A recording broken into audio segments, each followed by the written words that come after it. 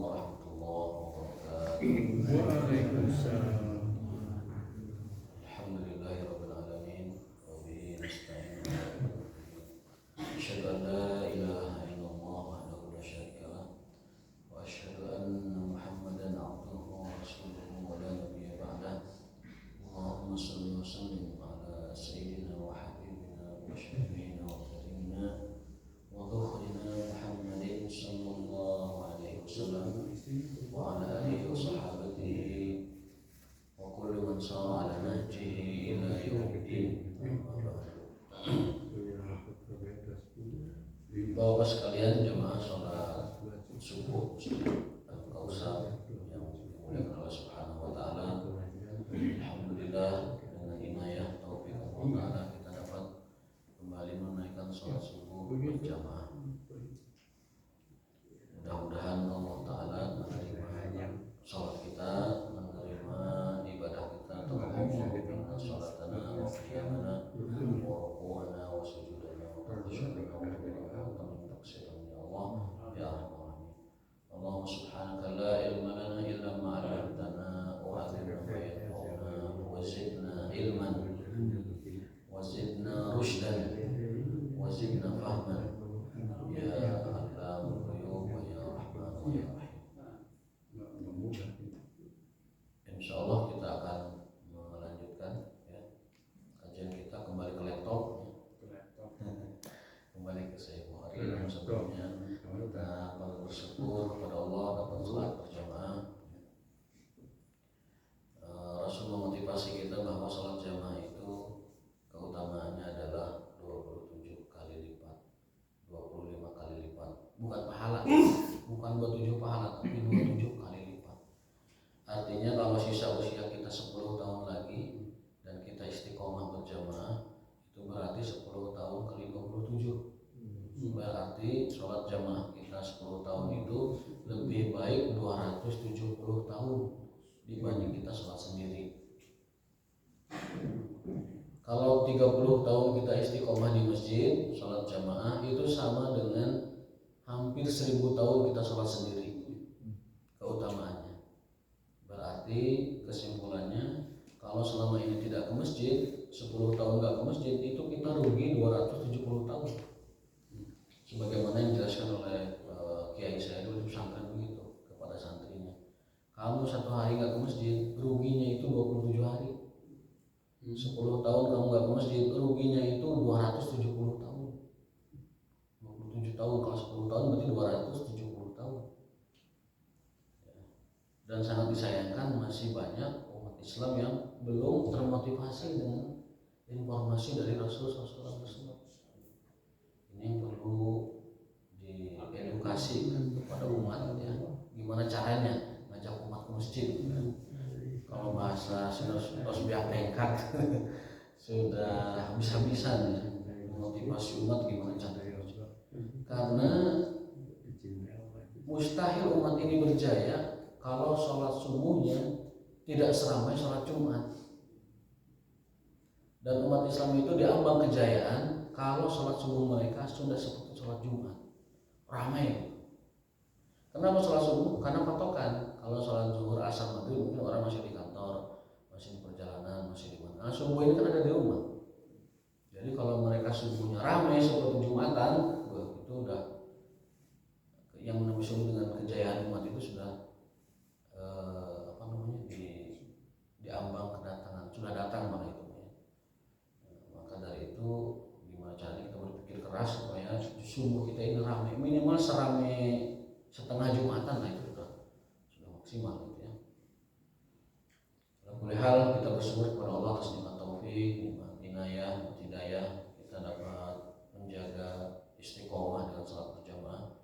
Bapak-bapak bagi yang sudah 30 tahun ada di masjid, maka berbahagialah bahwa itu seolah kita melakukan ibadahnya kaum Nabi Nuh yang hidup 1000 tahun, seolah kita melakukan ibadahnya Nabi Adam yang juga sama 1000 tahun. Bagi yang sudah istiqomah 30 tahun di masjid, bagi yang baru 10 tahun ya lumayan, baru 270 tahun sholat.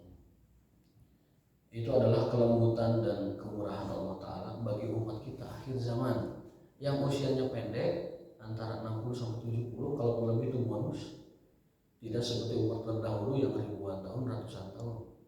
Itu adalah kemurahan Allah bagi kita umat akhir zaman yang dengan amalan sedikit, dengan usia yang pendek, tetapi dapat menyamai, dapat setara dengan amalan orang-orang terdahulu. Mudah-mudahan Allah menerima salat kita. Amin. Hadis yang ke-126 kalau dalam batas buku saya itu alamnya, mudah-mudahan tidak kelewat. Kalau kelewat nanti boleh diusulkan lagi. Bab man taraka ba'dal ikhtiyari makhafata an yaqsura fahmu ba'din nasi anhu fayaqa'u fi asyaddi.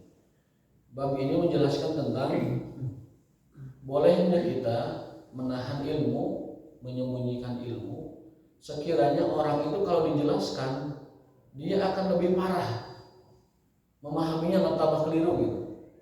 Karena mungkin belum saatnya dijelaskan, karena mungkin dia baru masuk Islam, atau karena mungkin dia belum bisa menerima dengan hati terbukanya. Nah, bagi orang-orang yang kemungkinan besar dapat berubah menjadi lebih parah kalau dikasih tahu, nah lebih baik tidak dikasih tahu. Contoh saja begini ya. Saya jelaskan hadisnya dulu. Dalam sebuah hadis Aisyah disebutkan oleh Abdullah bin Zubair. Abdullah bin Zubair ini adalah anak dari Zubair bin Awam, sahabat Nabi yang mulia dan yang dijamin masuk surga oleh Allah. Di antara 10 sahabat yang dijamin masuk surga, ada seorang bernama Zubair bin Awam yang berjuluk gelarnya itu adalah hawarinya Rasul, pengawal garda. Kalau kita mau mungkin pas pampresnya itu Zubair bin Awam, karena dari perawakan itu tinggi, besar, dan jago pedang. Itu kalau dia berdiri, kalau dia naik onta, kakinya itu nyangsar ke tanah. Tinggi Pak, Zubair bin Awam tinggi. Kalau dia berdiri di atas menunggangi onta, itu kakinya nyengsar ke bawah. Apalagi kuda. Wah, itu ibarat kita naik Mio yang pertama kali muncul dulu, pertama kali terbit gitu ya. Pendek kan, mungkin mesti nyangsar. Nah, ini naik onta, orang kan tinggi. Naiknya aja orang kadang kalau nggak pakai kayu, nggak pakai kursi itu nggak bisa naik. Ya, jangankan onta, kuda aja kita nggak bisa langsung loncat. Bahkan harus pakai bantuan orang, bantuan pawang kan. Nah, Zubair bin Awam ini tinggi, kekar, gagah, kuat.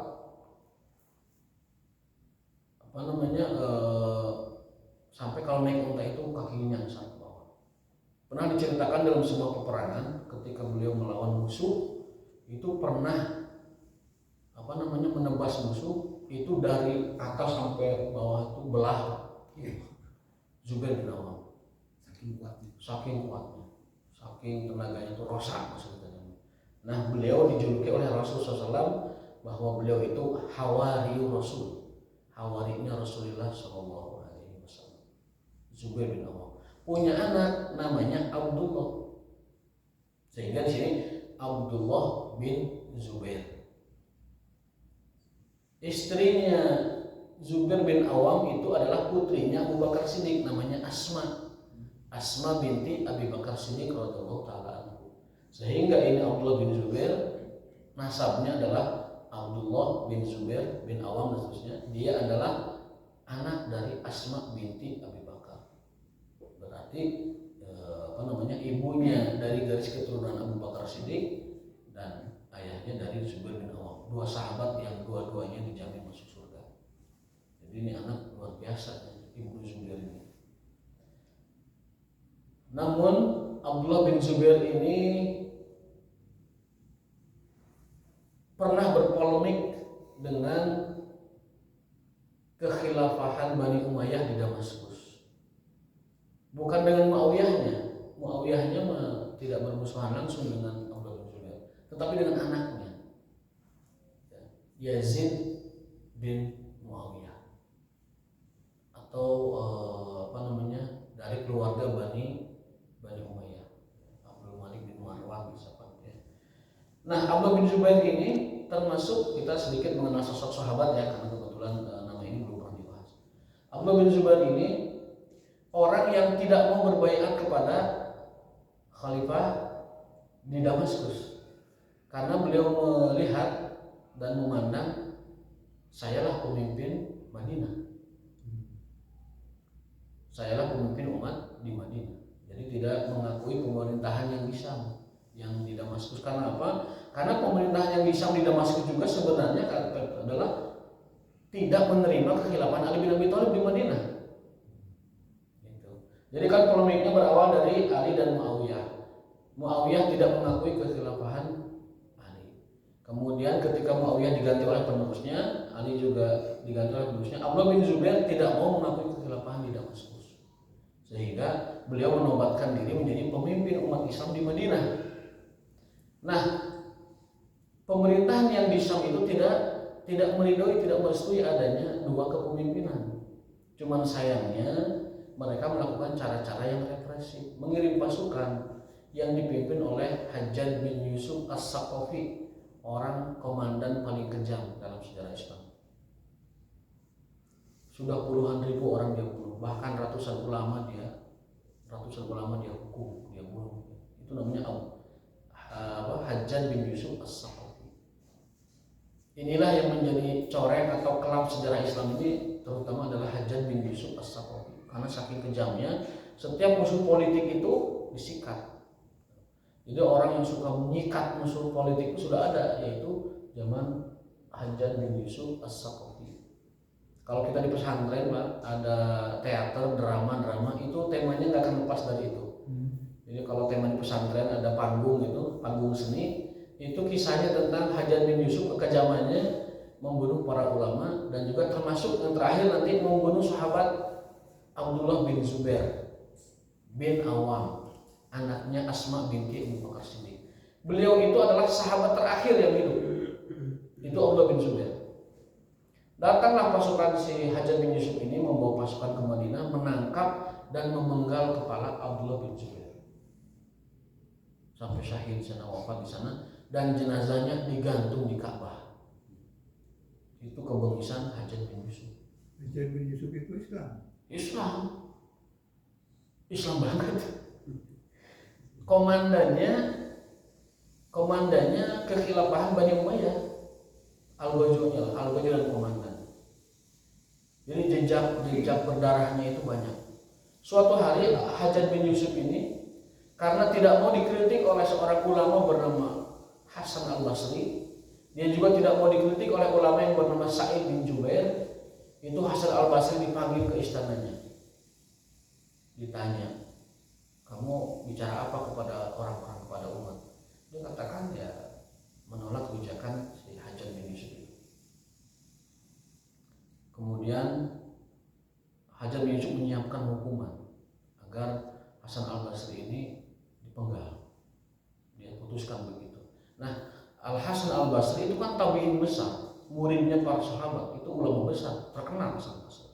Orangnya zuhud, alim, wara', orangnya itu zuhud itu ya seperti sufi, tasawuf semacam itu loh. Tidak berurusan dengan pemerintahan, tidak berurusan dengan politik. Hanya saja dia melihat ada kebijakan Hajjaj bin Yusuf yang tidak sesuai dengan syariat Islam. Kejamnya kepada para ulama, kejamnya kepada lawan politik, dia kritik. Akhirnya ketika mau dieksekusi, Hasan Al-Basri meminta kesempatan. "Wahai Tuan, izinkan saya sebelum Anda eksekusi, waktu saya ingin sholat terakhir, sholat 2 rakaat.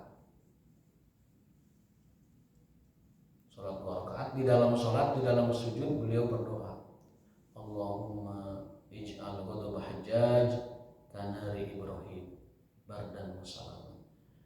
Imam Hasan Al-Basri berdoa dalam sujudnya itu, "Ya Allah, jadikan murkanya si Hajjaj ini seperti api Ibrahim." Maksudnya apa?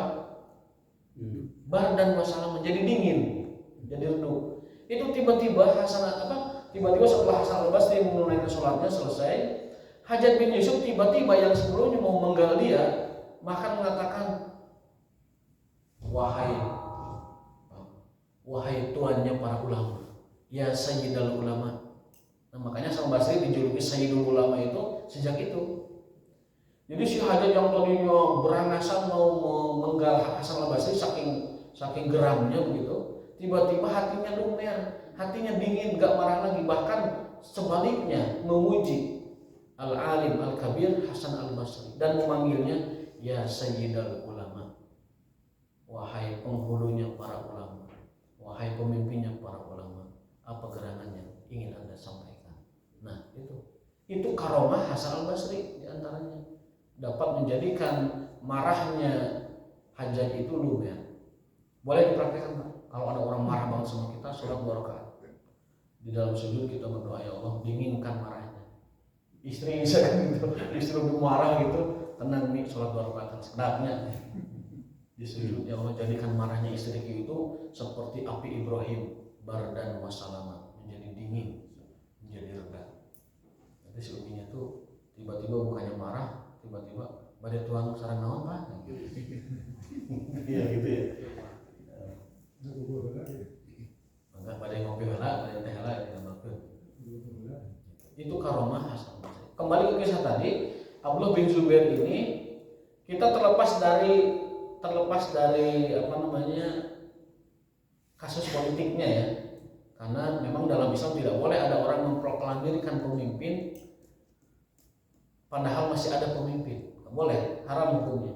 Nah, Abdullah bin Zubair entah bagaimana ijtihadiyah, tiba-tiba dia mengumumkan bahwa dirinya adalah pemimpin di Madinah. Padahal masih ada pemimpin yang eksis di Damaskus. Sehingga Damaskus mengirim tentara menangkap dia dan mengeksekusi. Karena ada hadis, kalau kalian melihat buah khalifah, bunuh salah satunya. Artinya bunuh salah satu hukum mati salah satunya. Karena tidak boleh ada 2 khalifah. Tidak boleh ada 2 Amirul Mukminin. Satunya harus mundur, satunya harus mengalah, ataupun setidaknya kalau tidak mau dia dihukum mati. Nah, Hajjaj bin Yusuf melakukan itu. Itu hadis Yang mana? Hadis. yang bilang ada 2 pemimpin Hadis.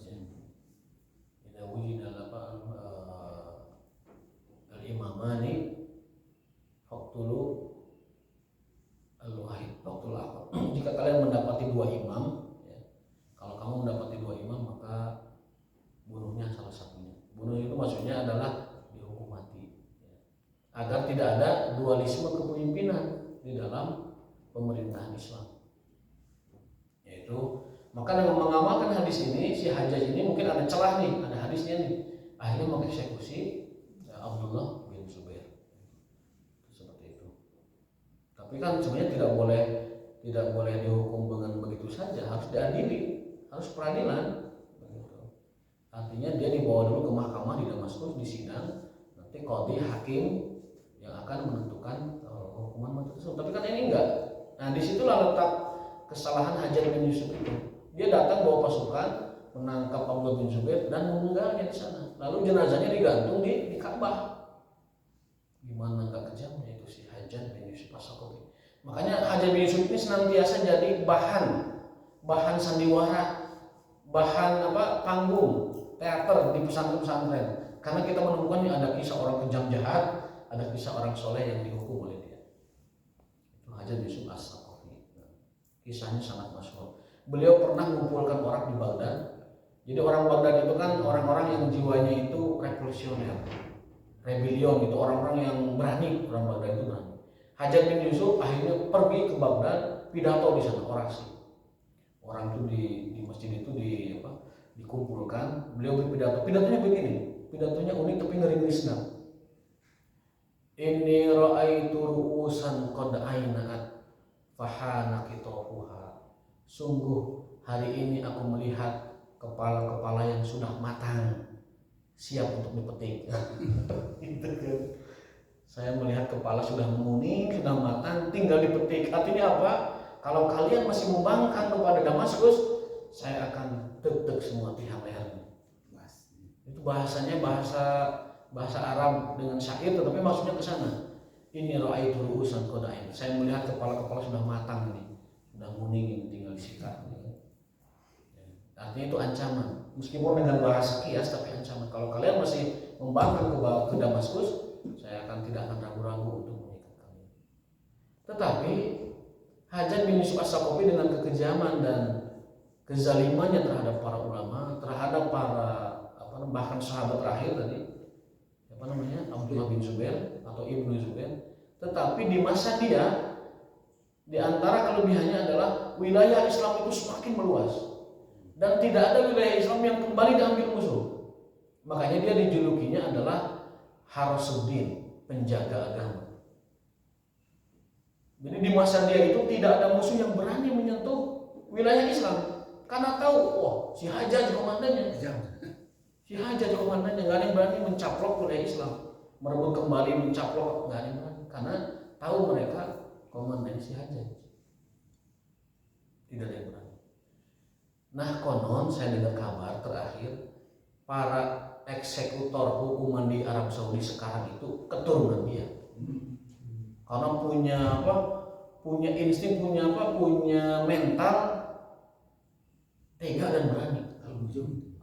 Eksekutor hukuman kisos, hukuman hukuman mati di Saudi itu konon dia dari garis keturunan orang ini, Raja Tega, As-Saqafi, Raja Tega. Cuman kan sekarang mah di bawah hukum atas perintah pengadilan, atas perintah hukum, sehingga ya sah dan dibenarkan karena itu kan instruksi mahkamah hakim ya, ditunjuk ya.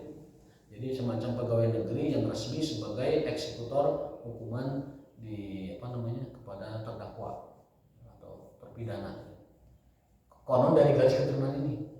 Yang sempat dulu di YouTube bening memamerkan ini adalah pedang untuk eksekusi di Arab Saudi. Nah, itu pasti gelar belakangnya As-Saqafi itu. Karena dari moyangnya dari datuknya dulu Hajjaj bin Yusuf As-Saqafi. Nah, itu sekitar kisah tentang Ibnu Zubair yang meriwayatkan hadis ini. Namanya Abdullah bin Zubair bin Awam. Ayahnya adalah Hawari Rasul, penjaga Rasul SAW. Ibunya adalah Asma binti Abi Bakar, putrinya Abu Bakar Siddiq, yang jasanya yaitu ketika Rasul dikejar musuh ketika hijrah, kan sempat itu dulu nyimpang dulu di sebuah gua menjaga dirinya supaya tidak dikejar musuh, Abu Bakar Siddiq dan Rasul di sana. Nah, Asma ini tugasnya adalah membawa makanan, bekal, pakaian dan dihantarkan ke tempat bapaknya itu Abu Bakar Siddiq dan Rasul bersembunyi. Maka Asma ini gelarnya adalah Zatun Nitaqain, wanita yang punya kain disobek. Jadi Asma itu pernah menyobek kainnya untuk membungkus makanan dan berbekalan yang akan dikirim kepada Rasul dan Abu Bakar yang sedang sembunyi di saat pengejaran orang Quraisy ketika beliau berdua berangkat hijrah ke Madinah. Maka karena jasa itu Asma diberi gelar sebagai wanita yang merobek kainnya. Nah, nitaqain itu kain yang dibelah dua kemudian diikatkan untuk untuk membungkus bekal yang dikirim kepada Rasulullah. Nah, itu dua sahabat yang kita terangkan hari ini itu Abdullah bin Zubair dan Asma binti Abu Bakar Siddiq. Nah, kita ke hadisnya sekarang. Kanat Aisyatu tasiru ilaika katsiran. Ibnu Zubair meriwayatkan Aisyah itu kan banyak sekali berinteraksi dengan Rasulullah SAW di rumahnya karena istrinya ya. Fama haddasatka fil Ka'bah. Lalu orang itu bertanya kepada Aisyah, ya Aisyah, pernahkah Rasul bicara tentang Ka'bah? Gitu. Mungkin sahabatnya penasaran, kok Ka'bahnya sisa Quraisy kok nggak dirubah gitu. Sahabatnya bertanya, wahai Aisyah, pernah nggak Rasul ngomongin Ka'bah? Karena Ka'bahnya kok sisa Quraisy kok dibiarkan gitu. Akhirnya Aisyah mengatakan dalam hadis ini, ya benar, Rasul pernah bicara kepada saya. Rasul pernah bicara kepada saya ya. Qala Nabi SAW, ya Aisyah, wahai Aisyah, laula qaumuka hadisu ahduhum. Wahai Aisyah, kalau kaummu itu bukan baru masuk Islam atau tidak masuk Islam baru-baru ini, maka aku akan merobohkan Ka'bah dan membangun Ka'bah kembali sesuai dengan bentuk dan format yang pernah dibangun oleh Ibrahim alaihissalam dan anaknya Ismail. Wa id yarfa'u Ibrahim wa Ismail qawaidnya. Yaitu ketika Ibrahim dan Ismail membangun Ka'bah. Nah, Rasul ingin dikembalikan ke bangunan seperti itu. Tetapi Rasul mengurungkan niatnya. Kenapa? Karena kata Rasul, orang Quraisy baru masuk Islam. Kalau saya rubah ini Ka'bah, geger dunia persilatan. Pasti akan bereaksi, oh nah ini Ka'bah. Karena Ka'bah itu adalah sesuatu yang paling diagungkan di dalam jantung sanubari orang Arab. Sejahat-jahatnya orang Arab kalau sudah bersumpah dengan Ka'bah gemetar dia. Sejahat-jahatnya orang Quraisy kalau sudah bermain di Ka'bah itu. Sebobrok-bobroknya orang Quraisy tidak akan merubah Ka'bah atau membangun merenovasi. Kalau Ka'bahnya kan pernah banjir tuh, pernah ada rempang begitu, rongkan sedikit. Tapi sekotor-kotornya, seburuk-buruknya harta orang Quraisy untuk merenovasi Ka'bah mah tidak mau dari harta haram. Harta riba lewat, harta hasil khamar lewat, harta yang dari pungli lewat semua. Harus harta halal. Pernah Ka'bah itu mau dibenerin, orang Quraisy tidak menemukan dana yang cukup untuk merenovnya. Karena nggak ada yang halal. Jadi Ka'bah itu pernah rempak, kena banjir, mau direnov, orang Quraisy ngumpulin duit halal, nggak ketemu kan? Saking duitnya sudah berlumur riba, berlumur khamar, berlumur bisnis haram di Quraisy. Akhirnya Ka'bah nggak direnov itu. Nah, baru setelah beberapa tahun ada dananya untuk merenov, direnov lah itu. Jadi kalau sekarang ada orang bangun masjid dari duit haram, ya mendingan berkiblat kepada orang Quraisy lah. Ya. Orang Quraisy saja nggak mau bangun masjid pakai duit haram, nggak mau renov Ka'bah sampai nggak punya duit, ya nggak direnov Ka'bahnya. Padahal Ka'bah sangat diagungkan, kecuali kalau itu dengan duit halal. Orang Quraisy nggak mau itu merenov Ka'bah dengan duit haram. Nah sekarang kita berbondong-bondong bangun masjid hasil pencucian uang, money laundering dari korupsi gitu. Korupsi besar miliaran, supaya korupsi ada pahala ingin masjid. Nah nggak bisa, tetap nggak bisa ya. Nah kembali ke inti hadis ini adalah Rasul SAW tidak mau, Rasul mengurungkan niatnya membongkar Ka'bah, membangun kembali dalam bentuk format Nabi Ibrahim karena khawatir umatnya itu yang baru masuk Islam, karena kan baru setelah Futuh Mekah, orang Quraisy baru masuk Islam akhir-akhirnya setelah Futuh Mekah. Khawatir kalau Ka'bah dibongkar, dirubah, dibangun kembali dalam bentuk format yang dibangun Nabi Ibrahim, khawatir itu dapat menggoyahkan keimanan orang Quraisy yang baru masuk beriman, baru masuk Islam, sehingga diurungkan. Baru itu dikembalikan ke bentuk aslinya, kalau tidak salah itu di zaman Khalifah Abdul Malik bin Marwan. Di zaman Rasul tidak sempat direnovasi, dikembalikan kepada format awalnya karena tadi khawatir umatnya itu yang baru masuk Islam goyah. Ini memberi kita faedah hadis ini bahwa sekiranya orang itu kalau diberi ilmu, diberitahu atau diberikan suatu keputusan, sekiranya itu dapat menimbulkan polemik yang besar, lebih baik dihindari meskipun benar. Jadi kita dibolehkan menghindari polemik untuk tidak menyampaikan kebenaran daripada orang-orang nanti jatuh kepada hiruk-pikuk polemik yang luar biasa dampak dan efeknya. Rasul tidak mau merubah Ka'bah karena takut orang Quraisy bereaksi. Mereka Islamnya baru hanet-hanet karek nang nyai bahasa kita. Jadi ditahan. Kita pun begitu, kalau sekiranya kita menjelaskan sesuatu kepada orang-orang yang akan tambah riuh, tambah rudet, tambah bahaya, sudah dijelaskan. Tidak perlu dijelaskan. Berarti orang ini kalau dikasih ilmu akan tambah parah orangnya. Kalau dikasih pencerahan, dikasih ilmu, malah reaksinya akan tambah parah. Ya udah, jangan sampaikan ke orang tersebut. Diambil diamnya saja. Mudah-mudahan Allah yang kasih hidayah semua. Nih, Rasul bersabda begini. Lana qadtul Ka'bata faja'atu laha babaini babun yadkhulun nas wa babun yakhrujun. Itu ungkapan dari Abdullah bin Zubair mengutip mengomentari hadis Rasul yang berbunyi laula qaumuka, wahai Aisyah, andaikan kaummu, laula qaumuki, andaikan kaummu, hadisu ahduhum, tidak baru masuk Islam, artinya sudah Islamnya lama, maka Ka'bah akan saya bangun berdasarkan format Nabi Ibrahim alaihissalam. Ibnu Zubair menambahkan, bahkan aku akan membangun Ka'bah itu 2 pintu, 1 pintu masuk, 1 pintu keluar. Gitu. Tetapi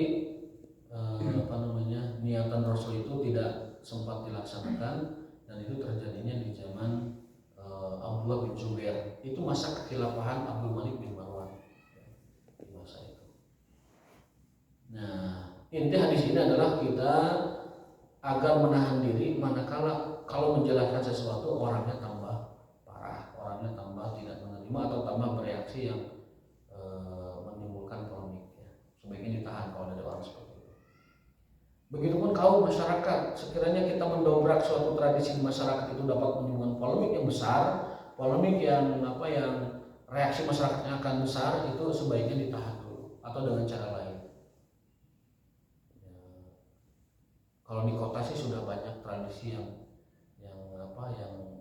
tradisi yang menurut syariat Islam itu sudah tidak pas. Itu kalau di kota sudah nggak ada, sudah sedikit karena dengan modernisasi orang jadi terbuka. Kalau di kampung aku masih ada, Pak, masih ada. Mohon maaf, misalnya di sebuah kampung di lembur sana masih ada tradisi sesajen, masih ada tradisi segala macam.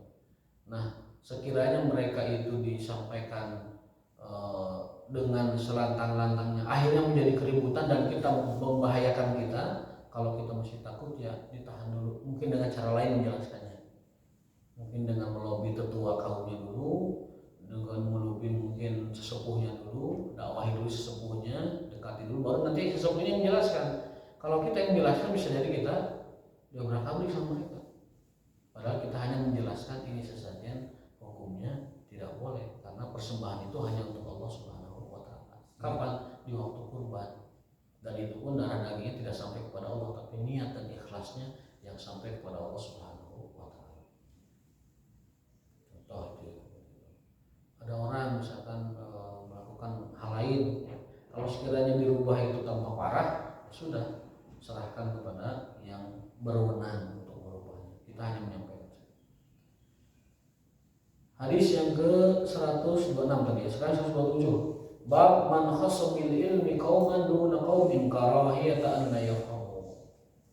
Bab tentang bolehnya mengkhususkan pengajaran ilmu kepada beberapa orang dan tidak mengajarkannya kepada orang lain, agar supaya tidak terjadi hal-hal yang tidak diinginkan manakala tidak dipahami seutuhnya. Jadi kalau kita punya ilmu, kita lihat ke jamaahnya Al-Kausar, oh iya tuh pasti disampaikan bab iya, tapi ada yang pas separuh, pas tidak separuh, maka kumpulkan yang sekiranya pas sampaikan, yang tidak pasnya kepada orang-orang tersebut tidak disampaikan. Artinya kita boleh memilih jamaah, boleh memilih orang audiens yang akan menerima taklim kita. Supaya apa?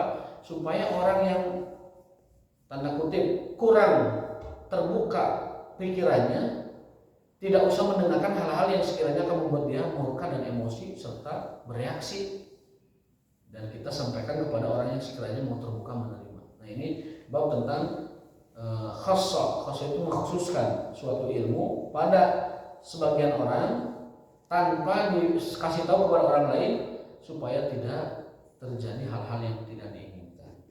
Jadi senada dengan hadis yang di atas, tetapi hadis yang dikutipnya berbeda. Ini hadisnya tentang Mu'adz bin Jabal, pernah saya sampaikan. Jadi Mu'adz itu pernah dibonceng oleh Nabi di atas keledai. Pernah saya sampaikan ya hadisnya. Nabi menaik keledai.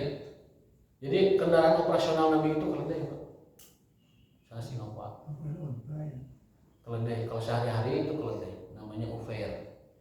Kunturin pan Nabi SAW ala himarin yuqal lahu Ufair. Kata Mu'adz, saya pernah dibonceng Nabi di atas baglah keledai. Nama keledai itu Ufair. Jadi Rasul itu senantiasa menamai benda-bendanya, hewannya, pedangnya dinamai, ontanya namanya Qaswa, himarnya namanya, keledainya namanya Ufair, pedangnya namanya Zulfikar. Nah, kalau kita punya motor, punya mobil, punya hewan peliharaan, ayam ataupun kucing, itu dianjurkan dinamai, Pak. Kucing kita panggil misalkan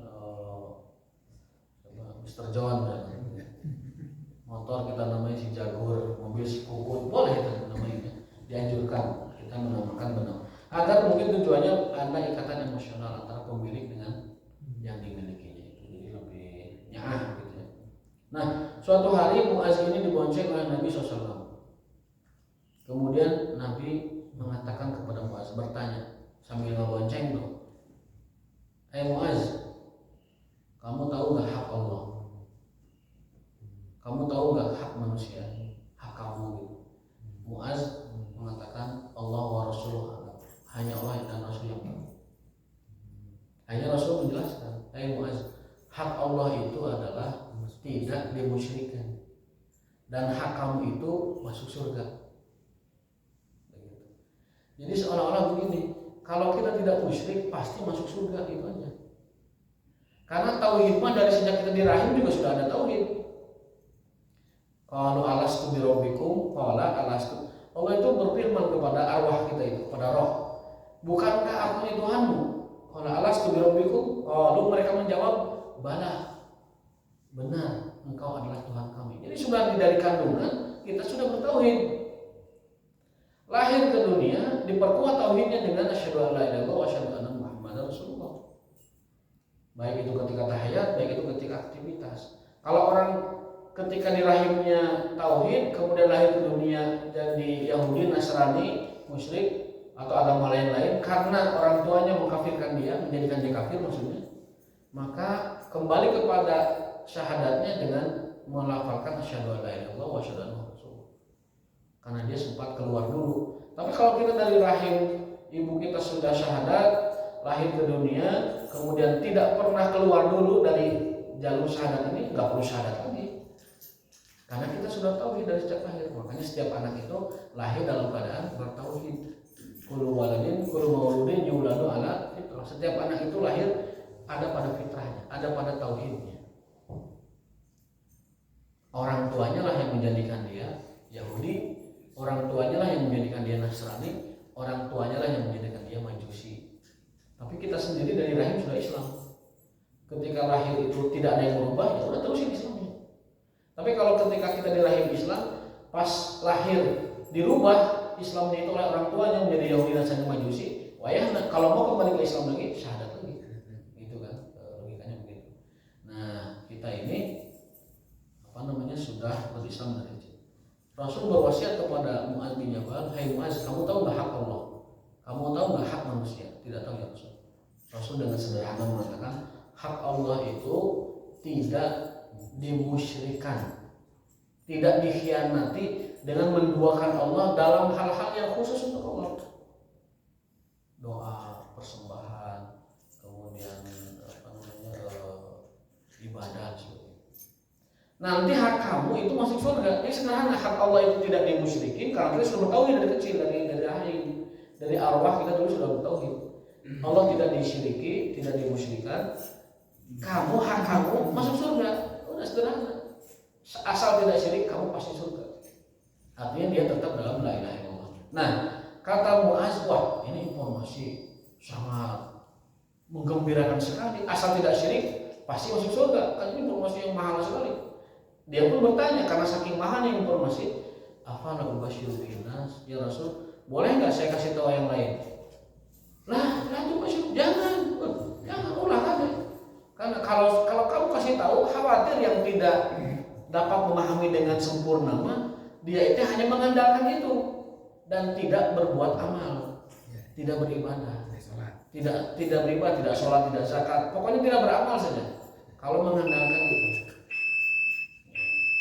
dan sholat. Akhirnya Muaz bin Jabal tidak menyampaikan hadis itu kepada orang-orang sampai Rasul wafat. Setelah Rasul wafat, barulah disampaikan kepada manusia. Dulu Rasul pernah membonceng saya dibonceng, diberikan nasihat, hai Muaz, ketahuilah bahwa hak Allah itu agar tidak disyiriki dan hak manusia itu dimasukkan ke dalam surga. Nah, Muaz menyampaikannya setelah Rasul wafat. Berarti kan melihat maslahat yang besar, walaupun Rasul melarang menyampaikan, tapi maslahatnya besar harus disampaikan ke umat, disampaikan pada orang-orang manusia. Tetapi sekiranya kalau disampaikan itu orang menjadi tidak beramal, yang penting mah itu syirik, baik itu beramal ya, itu berarti salah memahami di sini. Persis dengan kekhawatiran Rasul, orang-orang tidak melakukan ibadah, tidak beramal karena sudah hanya mengandalkan hadis ini. Tapi hakikatnya benar bahwa orang yang tidak syirik pasti surga. Nah itu aja. Pasti surga. Ini Muaz itu yang dijadikan gubernur itu. Muaz ya, yang nanti setelah beberapa tahun dari diboncengnya ini, dibonceng di atas himar itu setelah dewasa ditunjuk menjadi gubernur Yaman. Kalau sekarang presiden Yaman, cuman dulu kan yang namanya Yaman itu bagian dari kewilayahan pemerintahan Rasulullah SAW. Jadi Rasul pemimpin agungnya di Madinah, Muaz ini dikirim ke Yaman sebagai gubernur Yaman. Kalau level sekarang gubernur Yaman, presiden Yaman maksudnya gitu. Ini adalah Muaz bin Jabal radhiyallahu ta'ala. Jadi sejak kecil memang dibimbing Rasul ya, sampai dibonceng di ontanya. Setelah dewasa, Rasul sudah agak sepuh, Muaz sudah dewasa, dikirimlah Muaz ke Yaman menjadi pemimpin pemerintahan di negara Yaman. Walahumikum alhaqu bi rabbikum wa ma taufiquna illa billah. Tidak banyak yang bertanya, berarti paham. Oh, Dia sekafir-kafir bangsa suku Quraisy berarti mereka tuh beriman ya. Karena ya. sumpah juga demi Allah, Betul. lantas Ka'bah juga diagungkan sama sekali. Betul. Berarti hanya Jadi banyak basic aja. banyak bukti bahwa orang Quraisy itu dari hati terdalamnya itu beriman. Bersumpah itu mereka senantiasa wallahi demi Allah. Kemudian mengagungkan Ka'bah. Bahkan Abu Muthalib itu mengatakan ketika diserang oleh Abraha pek wae ngahancurkeun Makkah sampai bubuk deh pek wae mau mana. Tapi ingat Ka'bah itu ada yang punya loh. Gitu. Akhirnya betul kan Abraha masuk dihajar oleh Ababil tarmihim bi hijaratin min sijil, dan Abraha musnah itu kena batu dari burung itu dari kepalanya tembus sampai ke bawah kudanya yang dia naikin. Batunya tembus ke badannya, musnah dia Abraha. Nah, Abdul Muthalib meyakini dan mengatakan Mekah mah PKW dihancurkan ya, tapi ingat Ka'bah itu punya ada yang tuannya, ada yang punya Allah gitu. Kemudian mereka masih tawaf di Ka'bah. Hanya saja tawafnya itu karena mereka melihat bahwa diri mereka itu kotor, banyak dosa dan banyak kesalahan, sehingga tawafnya itu telanjang. Itu pun karena pemahaman mereka yang keliru. Kita mah banyak dosa, tawaf nanti kudu bulucun kan seperti bayi, nggak ada dosa. Dan Ka'bah itu suci, nggak boleh Ka'bah itu ditawafi oleh orang yang nggak suci. Telanjang aja mereka.